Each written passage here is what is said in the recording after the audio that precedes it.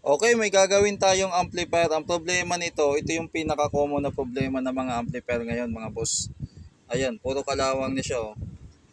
Ayan, puro kalawang na hanggang doon, yan.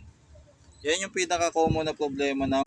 So sa may mga amplifier na ganito, ang gawin nyo ay hindi naman to maiwasan kasi ganito na yung mga ano.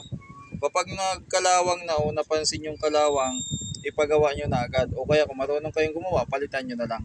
Pero mas maganda hanggat maaga, mapacheck up nyo na para hindi na lumala ang sira.